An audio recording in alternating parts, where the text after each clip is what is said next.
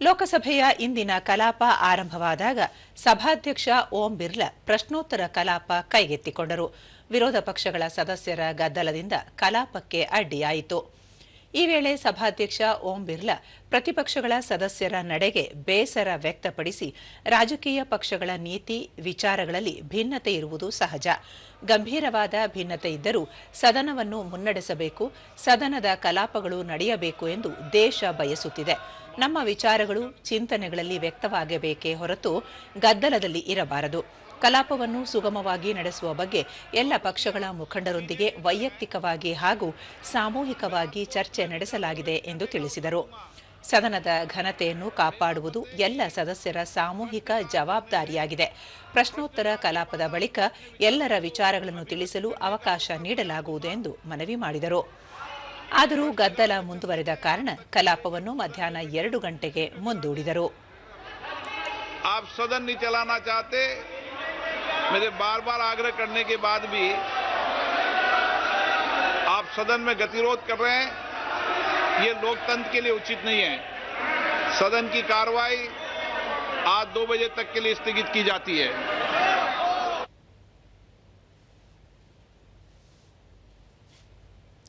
ಮತ್ತೆ ಸದನ ಸಮಾವೇಶಗೊಂಡಾಗ ವಿವಿಧ ಸ್ಥಾಯಿ ಸಮಿತಿಗಳ ವರದಿಗಳು ಹಾಗೂ ನ್ಯಾಯಮೂರ್ತಿ ಯಶವಂತ್ ವರ್ಮಾ ಅವರ ಪ್ರಕರಣಕ್ಕೆ ಸಂಬಂಧಪಟ್ಟ ತನಿಖಾ ವರದಿಯನ್ನು ಮಂಡನೆ ಮಾಡಲಾಯಿತು.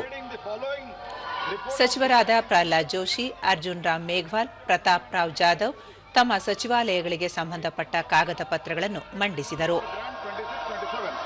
क्रम संख्या 2 पर अंकित दस्तावेज जो मेरे साथी डॉक्टर जितेंद्र सिंह जी के नाम से अंकित है, मैं आपकी अनुमति से सदन के पटल पर रखता हूं।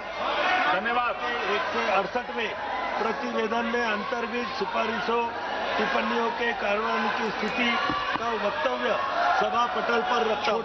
इस सभा को प्रतिवेदन प्रस्तुत करेगी कि अन्य मामलों में संसदीय समितियों से संबंधित इस सभा की प्रक्रिया तथा कार्य संचालन नियम ऐसे परिवर्तनों और उपरांतरणों के साथ लागू होंगे जो अध्यक्ष तय करें, और कि यह सभा राज्यसभा से सिफारिश करती है कि राज्यसभा उप संयुक्त समिति में शामिल हो।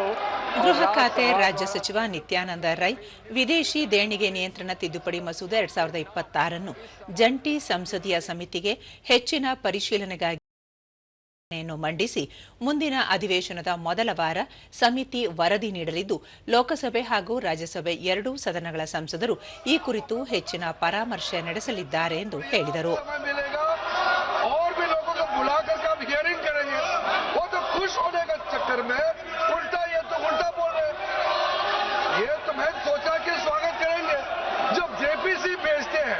जेपीसी में कोई मैटर भेजता है तो विपक्ष उसका स्वागत करता है।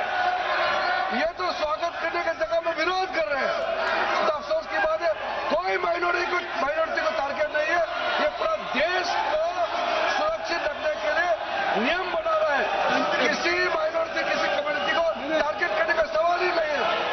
ये सभा जो 11 अगस्त 2026 को सभा में प्रस्तुत ಬಿಸಿನೆಸ್ ಅಡ್ವೈಸರಿ ಕಮಿಟಿ ಕೆ 19ನೇ ಪ್ರತಿವೇದನ से सहमत है। ಬಳಿಕ ಮಸೂದೆಯನ್ನು ಜಂಟಿ ಸಮಿತಿಗೆ ವಹಿಸುವ ಪ್ರಸ್ತಾವನೆಯನ್ನು ಅಂಗೀಕರಿಸಲಾಯಿತು.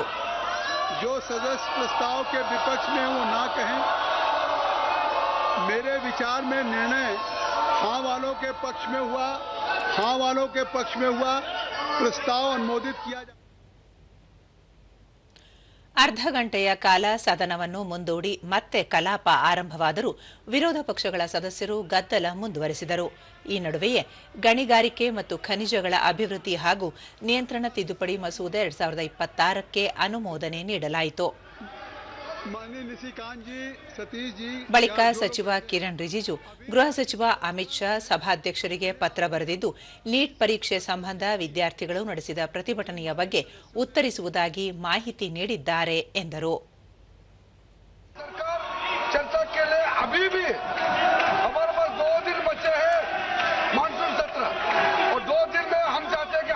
चर्चा शुरू किया जाए।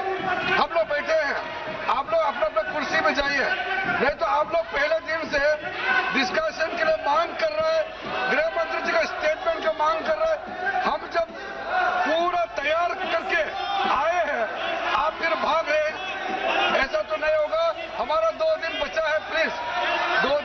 परेशान मत कराइए। हम लोग 2 दिन बचा हुआ है, इसको हम छात्रों के नाम हम लोग पूरा समर्पित करेंगे और हम चर्चा करेंगे। ಸಭಾಧ್ಯಕ್ಷ ಸ್ಥಾನದಲ್ಲಿದ್ದ ಜಗದಾಂಬಿಕಾ ಪಾಲ್ ವಿರೋಧ ಪಕ್ಷಗಳ ನಾಯಕರ ಮನವೊಲಿಕೆಗೆ ಪ್ರಯತ್ನಿಸಿದರೂ ಸಹ ಗದ್ದಲ ಮುಂದುವರೆದ ಕಾರಣ ಕಲಾಪವನ್ನು ನಾಳೆ ಬೆಳಗ್ಗೆ 11 ಗಂಟೆಗೆ ಮುಂದೂಡಿದರು.